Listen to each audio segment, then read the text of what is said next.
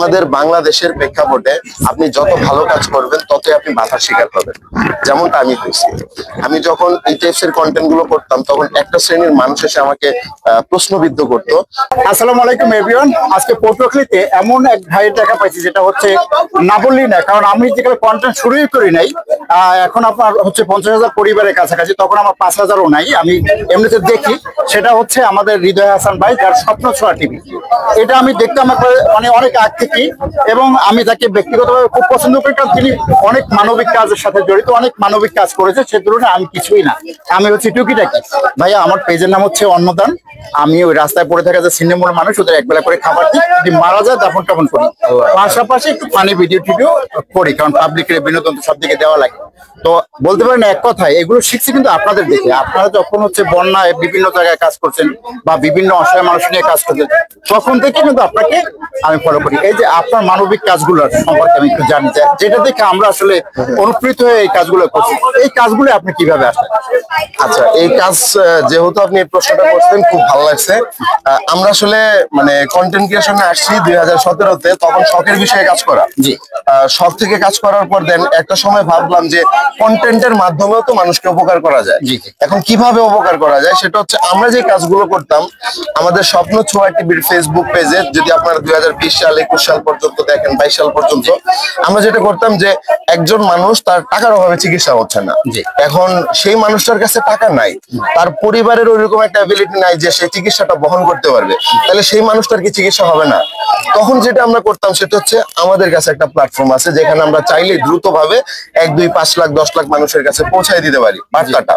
আমরা আমাদের স্বপ্ন ছোঁয়া টিভির মাধ্যমে এই অসহায় মানুষের জীবন ধারাটা তুলে ধরতাম, এবং তাদের সঙ্গে যেন মানুষ যোগাযোগ করতে পারে। আমরা কিন্তু কোনো ফান্ড কালেক্ট করি নাই। ইভেন আমি আপনার এখানে একটা বিষয় বলি, আমি যে আজ পর্যন্ত যে পেশেন্ট রিলেটেড কাজগুলো করছি, কোনো পেশেন্টের বাসায় গিয়ে এক গ্লাস পানি পর্যন্ত খাইনি, এটা আমার রুলস।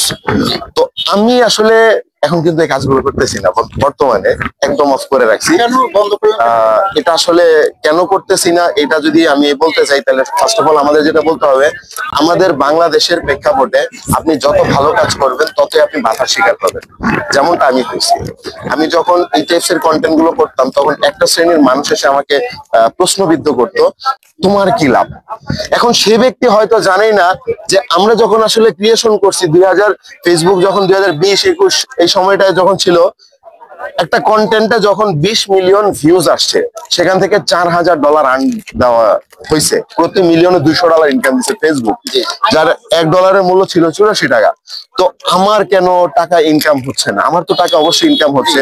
আমি ইনকাম করতেছি ফেসবুক থেকে, ইউটিউব থেকে, এবং অসহায় মানুষগুলোকে হেল্প করতেছে অন্যান্য যে সমস্ত মানুষ। বাট এক শ্রেণীর মানুষ যখন আমাদেরকে প্রশ্নবিদ্ধ করলো, দিন শেষে আসলে একটা সময় এই ইচ্ছাটা নষ্ট হয়ে গেল। এখন চেষ্টা করি, বাট হচ্ছে ওইভাবে না, ঠিক আছে? বাট আপনি যে আসছেন, তারপরে যে সাহস নিয়ে আগে আসছেন, এটা কিন্তু আসলে আপনি প্রশংসার দাবিদার। আপনি শুধু মানুষের উপকার করেন নাই, যত মানুষের উপকার আপনি নিজ থেকে করছেন, তার থেকে বেশিবার মানুষকে উৎসাহিত করে করছেন। যেমন আপনাদের কাজ দেখে হচ্ছে আমরা উৎসাহিত হয়ে কাজ করেছি।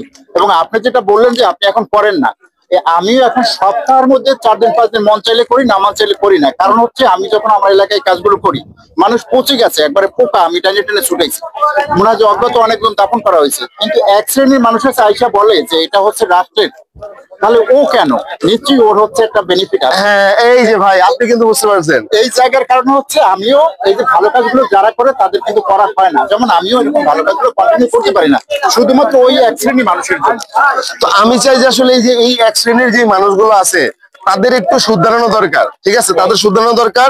এই মানুষগুলোকে যদি আপনারা কাজ করার সুযোগ দেন, উনাদের ধারায় একটা মানুষের যদি উপকার হয়, এর সোয়াব তো উনি দুনিয়াতে পাবে না, কোথায় পাবে? তাহলে আখিরাতে পাবে। আর যে শ্রেণীর মানুষগুলো বলেন এই ধরনের মানবিক কন্টেন্ট বা মানবিক কাজগুলো যারা করেন, তাদেরকে যারা বলেন যে লোক দেখায়া করে বা লোক দেখানোর জন্য করে, তাদেরকে আমি বলতে চাই, আপনি কি করছেন আপনার জীবনে? একজন মানবিক ক্রিয়েটর, আমার চোখে দেখা একজন ক্রিয়েটর আছে ফ্রি মোশন, ফিরোজ ভাই, তিনি কিন্তু একটা সময় অনেক সুন্দরভাবে মানবিক কাজ করতো, বাট এখন উনি করতেছে না। একটা শ্রেণীর মানুষ তাকে বলে যে সে এগুলো করতেছে মানুষের সিম্পেথি জোগানোর জন্য, সে এখন কাজগুলো বন্ধ করে রাখছে। তার কি কোনো লস হয়েছে? হয়নি। তো আমি বলবো, ভাই এই লোকটা একটা ভিডিও করে মানুষকে 5,000 টাকা দিচ্ছে, ওই যে যাকে 5,000 টাকা দিচ্ছে ওই মানুষটা 5,000 টাকা পায়া ওই মানুষটার 1 মাসের বাজার হচ্ছে, 1 মাসের সংসার খরচ হচ্ছে।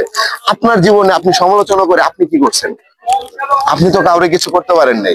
সেই লোকটা হ্যাঁ যখন সে 5,000 টাকা দিচ্ছে বা 2,000 টাকা দিচ্ছে, সে তো ডিরেক্টলি টাকা তার ব্যাক পাচ্ছে না।